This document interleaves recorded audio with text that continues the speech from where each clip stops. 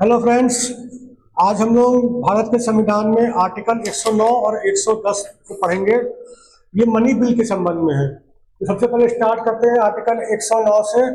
Special procedure in respect of money bill. ठीक है,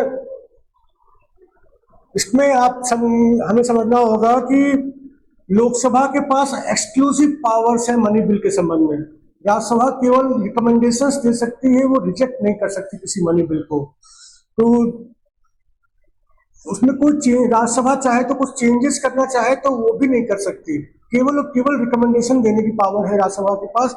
और लोग मनी बिल हमेशा हमेशा सबसे पहले लोकसभा में ही प्रेजेंट होगा, वो राज्यसभा में ओरिजिनेट नहीं हो सकता, वो लोकसभा में ही ओरिजिनेट होगा, वहीं से स्टार्ट होगा।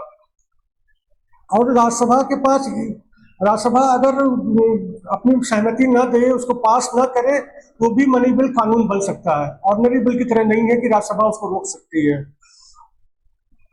और जो मनी बिल होते हैं, सारे गवर्नमेंट बिल्स होते हैं, प्राइवेट बिल्स नहीं होते हैं। और ये किसी मिनिस्टर द्वारा ही पेश किए जाते हैं। और ये प्रेसिडेंट की रिकमेंडेशन पर ही प्रस्तुत होते हैं। पहले प्रेसिडेंट रिकमेंड करेंगे, फिर लोकसभा में इंट्रोड्यूस किया जाएगा मनी बिल को। ये कभी भी राज्यसभा में इंट्रोड्यूस नहीं हो सकता, हमेशा लोकसभा में इंट्रोड्यूस होता है। और पहले तो लोकसभा में ये पास किया जाएगा, ठीक है। उसके बाद राज्यसभा को भेजा जाएगा उसकी रिकमेंडेशंस के लिए। जो वो राज्यसभा रिकमेंडेशन कुछ देना चाहे, ना तो वो कुछ अमेंडमेंट कर सकती है राज्यसभा, ना रिजेक्ट कर सकती है। राज्यसभा केवल अपनी रिकमेंडेशंस दे सकती है कि ये हमारी रिकमेंडेशंस हैं। और जैसे ही राज्यसभा को मिलेगा तो लोकसभा ने पास कर दिया, फिर राज्यसभा को भेज दिया रिकमेंडेशन के लिए। 14 दिन के अंदर राज्यसभा को अपनी रिकमेंडेशन को वापस के सहित लोकसभा को वापस करना होगा। बिल्कुल 14 दिन का समय है राज्यसभा के पास। 14 दिन के अंदर राज्यसभा को उस बिल को वापस भेजना होगा लोकसभा के पास अपनी रिकमेंडेशंस के साथ। रिकमेंडेशंस है, ये अमेंडमेंट नहीं है, कोई चेंजेस नहीं कर सकते, रिजेक्ट नहीं कर सकते, रिकमेंडेशंस दे सकते हैं। अब लोकसभा के पास ये अधिकार है कि वो जो रिकमेंडेशंस आई है वो चाहे तो उसको एक्सेप्ट कर ले या रिजेक्ट कर दे, या कुछ एक्सेप्ट कर ले कुछ रिजेक्ट कर दे, ठीक है। तो ये वो लोकसभा के पास पावर है। अगर लोकसभा ने रिकमेंडेशंस एक्सेप्ट कर ली तो फिर मनी बिल दोनों सदनों से पास माना जाएगा। और किस फॉर्म में पास माना जाएगा? जिस फॉर्म में काउंसिल की रिकमेंडेशन होकर के आया था, राज्यसभा की रिकमेंडेशन होकर आया था, जिसको लोकसभा ने एक्सेप्ट किया, उस फॉर्म में वो पास माना जाएगा। अगर लोकसभा ने रिजेक्ट कर दी, कुछ रिकमेंडेशन रिजेक्ट कर दी, तो फिर वो उस फॉर्म में माना जाएगा जिस फॉर्म में लोकसभा ने पास किया था। वो राज्यसभा के रिकमेंडेशंस को इग्नोर करते हुए जिस फॉर्म में लोकसभा ने पास किया था उस फॉर्म में माना जाएगा, अगर लोकसभा ने राज्यसभा की रिकमेंडेशंस को रिजेक्ट कर दिया। अच्छा, मान लीजिए 14 दिन का टाइम है, तो 14 दिन के अंदर राज्यसभा ने कुछ भी नहीं किया, पेंडिंग रखा हुआ है, तो भी उस केस में वो पास माना जाएगा, दोनों सदनों द्वारा पास माना जाएगा। और जो राज्यसभा के पास पेंडिंग पड़ा हुआ है, तब भी वो बिल 14 दिन के बाद ऑटोमेटिक पास माना जाएगा दोनों सदनों द्वारा। और किस फॉर्म में पास माना जाएगा? जिस फॉर्म में लोकसभा ने पास किया था। अच्छा, इसके बाद जब लोकसभा तो दोनों सदनों द्वारा पास हो जाता है या डीम टू पास हो जाता है, इसके बाद प्रेसिडेंट को भेज दिया जाता है उनकी एसेंट के लिए। अब प्रेसिडेंट के पास क्या ऑप्शंस है? प्रेसिडेंट अपनी कंसेंट दे देंगे या वो अपनी कंसेंट विथहोल्ड करेंगे। वो रिकंसिडरेशन के लिए वापस नहीं भेज सकते, जैसे ऑर्डिनरी बिल में भेजते हैं, वो रिकंसिडरेशन के लिए वापस नहीं भेज सकते उसको, सदनों को। अच्छा, इसको डायग्राम के माध्यम से देख लें। मनी बिल इंट्रोड्यूस किया जाता है लोकसभा में, उसको पास होने के बाद काउंसिल ऑफ स्टेट यानी कि राज्यसभा में रिकमेंडेशंस के लिए भेजा जाता है। राज्यसभा को 14 दिन के अंदर उसे वापस करना होता है अपनी रिकमेंडेशंस के साथ।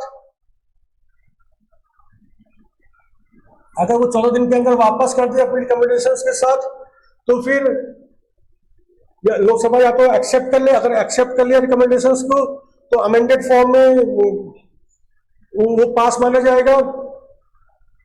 और अगर ये ना एक्सेप्ट करे तो भी पास माना जाएगा दोनों सदनों द्वारा, जिस फॉर्म में लोकसभा ने पास किया था। और अगर लोकसभा 14 दिन के अंदर वो वापस ही न करे तो फिर तो भी दोनों सदनों द्वारा पास माना जाएगा, जिस फॉर्म में लोकसभा ने पास किया था उसी फॉर्म में माना जाएगा। मनी बिल्स के क्या स्पेशल फीचर्स हैं? लोकसभा के पास एक्सक्लूसिव पावर्स है, राज्यसभा न तो रिजेक्ट कर सकती है, न कोई अमेंडमेंट कर सकती है, हमेशा लोकसभा में ही ओरिजिनेट होगा, इंट्रोड्यूस होगा। राज्यसभा के पास केवल रिकमेंडेशन देने की पावर है। ये आर्टिकल 109 हो गया। अब आर्टिकल 110, मनी बिल है क्या? कौन कौन से बिल्स मनी बिल आते हैं? अगर इन मैटर्स के संबंध में प्रावधान है तब वो मनी बिल होगा। Only provisions dealing with all or any of the following matters, इन मैटर्स के संबंध में कुछ प्रावधान है तभी वो मनी बिल होगा। टैक्स के संबंध में, टैक्स के संबंध में क्या? टैक्स लगाना, इम्पोजिशन, टैक्स अबॉलिशन, टैक्स हटाना, रेमिशन उसमें छूट देना, ऑल्टरेशन मतलब चेंज करना, और रेगुलेट करना। इसके कोई भी टैक्स में ये काम करने से के लिए कोई बिल है तो वो मनी बिल है। The regulation of the borrowing of money or giving of any guarantee by the government of India. Government of India कोई पैसे बोरो कर रही है या कोई गारंटी दे रही है, उसके संबंध में कोई रेगुलेशन है और या बिल है। और the amendment of the law with respect to any financial obligations, कोई कानून का संशोधन करना है, कोई फाइनेंशियल ऑब्लिगेशन है गवर्नमेंट के ऊपर जो गवर्नमेंट ने लिया है या फिर लेने वाली है, तो उसके संबंध में कोई बिल है तो वो मनी बिल है। कंसोलिडेटेड फंड ऑफ इंडिया और कंटीजेंसी फंड ऑफ इंडिया, इसकी कस्टडी, इसमें पेमेंट डालना, इन फंड्स पे पेमेंट डालना और निकालना, इसके संबंध में कोई बिल है तो वो मनी बिल है। कंसोलिडेटेड फंड ऑफ इंडिया से मनी अप्रोप्रिएट करने के लिए कोई बिल है तो वो मनी बिल है। The declaring of any expenditure to be expenditure charge on the consolidated fund of India or the increasing of the amount of any such expenditure, कोई भी एक्सपेंडिचर को ये डिक्लेयर करना कि वो कंसोलिडेटेड फंड ऑफ इंडिया पे charge होगा या फिर उसका अमाउंट बढ़ाया जाएगा, तो उसके संबंध में कोई बिल है तो वो मनी बिल है। Receipt of money on account of consolidated fund of India, consolidated fund of India के बिहाफ पे मशीन मनी रिसीव करना, और public accounts of India or the custody और issue of such money. Consolidated fund of India और public accounts of India के behalf पे पैसे प्राप्त करना या फिर उस पैसे की कस्टडी या इशू करना उस पैसे को, उसके संबंध में कोई बिल है तो वो मनी बिल है। या फिर audit of accounts of the union और ऑफ अ स्टेट, ये भी इसके संबंध में कोई बिल है तो भी मनी बिल है। ठीक है। अच्छा, ये ऊपर वाले 6 आइटम्स के संबंध से रिलेटेड कोई मैटर है, उसके संबंध में कोई बिल है तो वो भी मनी बिल है। अच्छा, कुछ केसेस ऐसे होते हैं जिसमें वो मनी बिल नहीं होगा स्पेसिफिकली। अगर कोई बिल है इसमें कुछ फाइन वाइन प्रपोज किया गया है, कुछ पेनाल्टीज प्रपोज की गई हैं कोई कानून तोड़ने के संबंध में, तो वो फाइन लगाने की वजह से वो मनी बिल नहीं बन जाएगा, पेनाल्टी लगाने की वजह से मनी बिल नहीं। कोई लाइसेंस के लिए पेमेंट या फीस मांगी गई है तो भी वो मनी बिल नहीं हो जाएगा, क्योंकि पैसे मांगे गए हैं लाइसेंस के लिए। कोई सर्विस देने के लिए फीस मांगी, पेमेंट करना है तो भी वो मनी बिल नहीं होगा। अच्छा, लोकल अथॉरिटी या बॉडी या अगर कोई टैक्स लगाती है, उसको इम्पोज करती है, अबॉलिश करती है, छूट देती है, चेंजेस करती है, रेगुलेट करती है, इसलिए लोकल पर्पस के लिए कोई लोकल बॉडी या अथॉरिटी तो टैक्स लगा रही है, चेंजेस कर रही है, छूट दे रही है, रेगुलेट कर रही है लोकल पर्पस के लिए, तो भी वो मनी बिल नहीं होगा, ये लिखा हुआ है।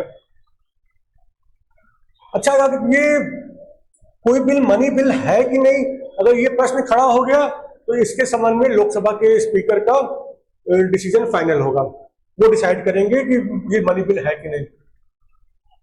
अच्छा, मनी बिल पे ये जब एक एंडोर्समेंट होता है स्पीकर ऑफ द लोकसभा करते हैं, लोकसभा के स्पीकर मनी बिल पर एंडोर्स करते हैं कि ये एक मनी बिल है। जब ये मनी बिल भेजा जाता है राज्यसभा को उनकी रिकमेंडेशन के लिए आर्टिकल 109 के तहत, तो राज्यसभा को भेजा जा रहा है बिल, तो स्पीकर उस पर एंडोर्समेंट करेंगे कि ये मनी बिल है, ताकि राज्यसभा उसी हिसाब से एक्शन ले सके और टाइम लिमिट का ध्यान रखे।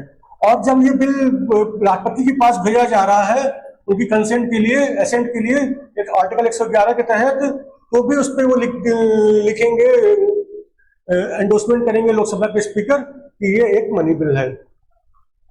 Thank you friends.